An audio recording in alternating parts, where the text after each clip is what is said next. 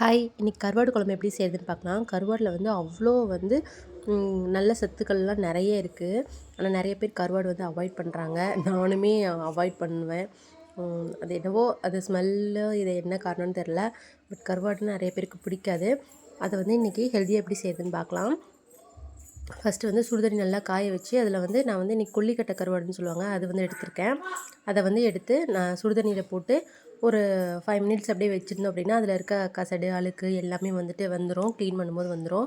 அதுக்கப்புறமா ஒரு கடாயில் வந்துட்டு நல்லெண்ணெய் சேர்த்துட்டா இன்னமும் நல்லாயிருக்கும்.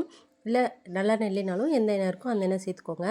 எண்ணெய் ஊற்றிட்டு கடுகு, வெந்தயம், சீரகம் இது எல்லாமே வந்துட்டு எண்ணெயில் நல்லா பொரிஞ்சிடணும். அதுக்கப்புறமா ஒரு 2 வரமிளகா இல்லை 3 வரமிளகா தேவையானது போட்டுட்டு நல்லா ஒரு கைப்பிடி அளவு பூண்டு நல்லா சேர்த்துணும். அப்போ தான் வந்துட்டு டேஸ்ட்டு நல்லாயிருக்கும்.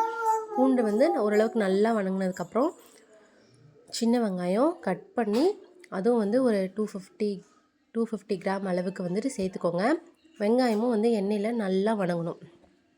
கொஞ்சம் அந்த கண்ணாடி பதம்னு சொல்லுவாங்க இல்லைங்களா, அந்த பதம் வர வரைக்கும் நல்லா வணங்கணும். அதுக்கப்புறமா ஒரு 2 மீடியம் சைஸ் தக்காளியை எடுத்து கட் பண்ணி அதையும் அதில் சேர்த்துக்கோங்க. இந்த இந்த இதில் வந்து தக்காளி வந்து நம்ம அரைச்சும் சேர்த்துக்கலாம். அரைச்சி சேர்த்துனோம்னாவும் நல்லாயிருக்கும். நான் வந்து இன்றைக்கி அப்படியே சேர்த்துக்கிட்டேன். அதுக்கப்புறமா தக்காளி வணங்கினதுக்கப்புறம் தேவையான அளவு மசால்ஸ்லாம் சேர்த்துக்கோங்க. மஞ்சத்தூள், அதுக்கப்புறமா வந்துட்டு குழம்பு மிளகாத்தூள்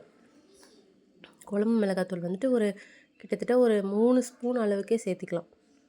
நமக்கு எந்த அளவுக்கு காரம் வேணுமோ அந்தளவுக்கு வந்துட்டு குழம்பு மிளகாத்தூள் நல்லா சேர்த்துக்கோங்க.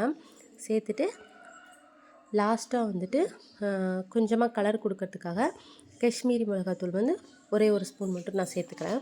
இது எல்லாத்தையும் சேர்த்துட்டு நல்லா பச்சை வாசனை போகிற அளவுக்கு நல்லா வந்து அந்த எண்ணெயிலே தண்ணி அதெல்லாம் எதுவுமே சேர்த்தாமல் அந்த பச்சை வாசனை போகிற அளவுக்கு நல்லா வந்துட்டு அதிலே வந்துட்டு ட்ரை பண்ணி விட்ருங்க.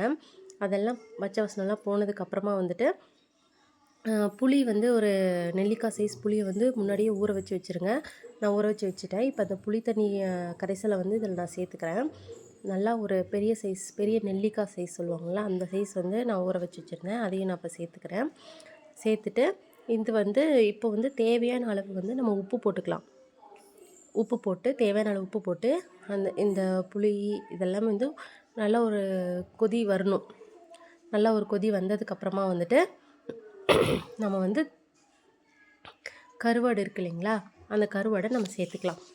கருவாடை வந்து ஃபஸ்ட்டு நல்லா க்ளீன் பண்ணிடணும். ஃபஸ்ட்டு வந்து ஒரு 2-3 டைம்ஸ் நல்லா க்ளீன். ஏன்னா இதில் வந்துட்டு நிறைய மண், அழுக்கு இந்த மாதிரிலாம் நிறைய இருக்கும். ஸோ அதனால் நல்லா ஒரு 2-3 டைம்ஸ் நல்லாவே வந்துட்டு க்ளீன் பண்ணிவிட்டு அதுக்கப்புறமா கருவாடை அதுக்குள்ளே சேர்த்துக்கேன். அதுக்குள்ளே போடும்போது நான் அந்த வீடியோ எடுக்கலை, அதனால் போட்டதுக்கப்புறம் காமிக்கிறேன். அதுக்கப்புறமா வந்துட்டு தேங்காய், இந்த ஸ்டேஜில் தேங்காய் வேணும்னு நினைக்கிறவங்க தேங்காய் அரைச்சி ஊற்றிக்கோங்க.